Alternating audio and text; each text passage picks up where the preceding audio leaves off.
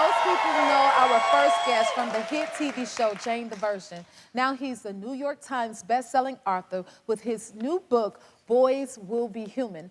Please welcome Justin Baldoni. Listen, I want to thank you for writing this book because I have my son and 7 of his cousins, and I call them Camp David. So this is going to help me learn a lot about boys. Tell me what inspired this book. Oh, your son's 13. He's 13. First of all, I want to assign a copy to him. Please do. Please For do. me, this was... First of all, look, there's no books for young boys. We have abandoned them. This idea of boys will be boys, we just kind of let them go. And for me, I wrote this book because I desperately needed a book like this. For the 10-year-old who found porn for the first time before he was ready. Wow. And the 14-year-old who was bullied so bad that he had anxiety and hid at lunch because he didn't want to go outside. And the 16-year-old who wasn't emotionally ready to be in sexual situations and found myself in them. And for the adult me, you know, that's still trying to heal all the stuff that happened. I just felt like, God, I just wish somebody would have talked to me. I wish I could have talked to somebody. Puberty is like, it's so intense, and we feel like we're the only people in the world going through it, yet everybody's going through it, and nobody shares or talks about it. And I just felt like there was so much information that I, having been through it as an older brother or as a friend, could write to kind of help a boy like your son feel like he's not alone. It's so necessary. Yeah. It really is. I do want to know, how did you come up with the title? You know what I mean? What? Well, it's so funny. I saw the title as a vision before I had the book. So I wrote a book called Man Enough first, and that was a book for adult men. But the thing about adult men is that we've already spent our lives with this armor on. You know, we put the armor on when we're 11, 12, 13 years old, and that armor protects us from other boys. It protects us from the pain of the world. It prevents us from being vulnerable, and what it does is it also prevents us from connecting with ourselves. And then we forget how to take the armor off. And so we grow up, and we don't have the ability to feel all the things that we need to feel. And I thought, well, okay, it was good that I wrote the book for men. A lot of men were buying it and reading it. A lot of women were buying it for their men. But I wanted to reach men before they became men. I wanted to reach boys while they were still innocent and impressionable, so I could help them understand that, like, these feminine parts of themselves, the parts of themselves that they are afraid of expressing, their emotion, their feelings, their compassion, their empathy. These are beautiful parts of themselves, and they are not just feminine, they are also masculine, but more than anything, they're human. And they're okay. And that's why this idea of boys will be boys, this phrase that we say over and over and over again, it almost is like an excuse that we have made for these young boys. Oh, don't worry about it, boys will be boys. Oh, it's okay. We're like these testosterone-filled tornadoes, if you will. But in reality, we are so much more than that. And when we say boys will be boys, I think we are vastly underestimating the capacity of our young men, and that they can grow into be beautiful, empathetic, sensitive, nurturing human beings. Right, and feel. And feel. Be able to feel. Yes.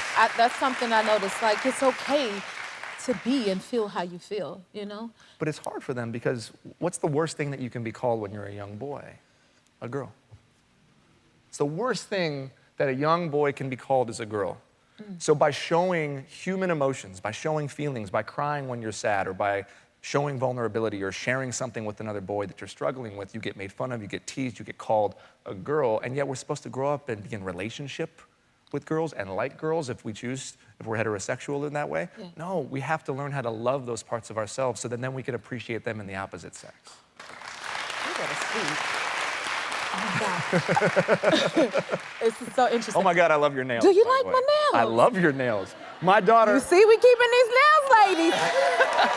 I told you. My daughter Maya is gonna like freak out when she sees those nails. I love She's it. in that phase. Okay, I love this. So in your book, you talk about the personal story about faking puberty. What does that mean? Faking puberty? Yeah. Okay. In what way? Yeah, that's a super embarrassing story. But again, so what happens to young boys, and I'm sure it happens to girls, is that you start to have this competition in terms of like, okay, are you late? Are you early? When is puberty hitting? when is hair growing in all the different places? When is your voice changing? And for me, I was a quote unquote late, although I don't believe there's such thing as being late. Right. But I was behind the other kids. And I noticed that a lot of the other boys' voices were changing. And so when they talked, they'd have this like, you know, it kind of like, you have this kind of weird, almost Steve Urkel kind of thing going on. And I remember feeling like, oh wait, I'm not a man. I'm not changing. I'm not turning into a man fast enough. So I would pretend to like change my voice, and like my voice would squeak when I would talk a little bit like that. And I just wanted the other kids to see me like them. At one point, all the kids were getting zits early on. And then they were making fun of me for not having zits. This is the school I went to. So I would go home and I'd like put on my mom's night cream because she told me, oh, don't put that on, it's gonna make your skin oily. I'm like, oh, oil means zits. Maybe I'll be like the other boys. And I gave myself such bad acne, I had to go on Accutane when I was like 17 years old, because it was just this desire, because I wanted to fit in, I wanted to be cool, I wanted to be like the other boys, when in reality, if I would have checked in with those other boys, they would have been feeling so awkward and uncomfortable about their voice changing or about them getting zits that they were making themselves feel better by putting me down because I hadn't experienced it yet. So they were all struggling and I was struggling, and if I could have just talked to somebody, I could have known that I was perfect just the way that I was, that it was happening at the right time. So people know you from Jane the Virgin. Did you, yes? Some people. They are She does, she does. Did you always want to act? Oh, that's a great question. Truthfully, acting felt really far away from me. Far I away? was a bit of an ugly duckling, and my dad was in, I'm like, you think so? Okay. well, if only you had a picture of me when I was 13 and covered in acne that I gave myself, and you know. But I was always the friend of the guy who all the girls liked, and I never really had dates to the dances. And I was just insecure, and I think that I never allowed myself the opportunity to dream that it could actually be possible.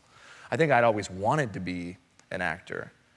But honestly, I'm grateful that it wasn't this thing that I just always dreamed about, because back then, I think I would have been dreaming about it for the wrong reasons. I think I would have been wanting to be an actor for maybe the fame. And honestly, and what that would do back then for like little Justin is it would make me feel better about myself. It'd be filling a hole that no amount of fame ever could feel. So I'm grateful that I didn't get a chance to dream. And then it kind of happened naturally, and it really took me by surprise. And even I was sitting backstage, and I'm like, wait, how am I here?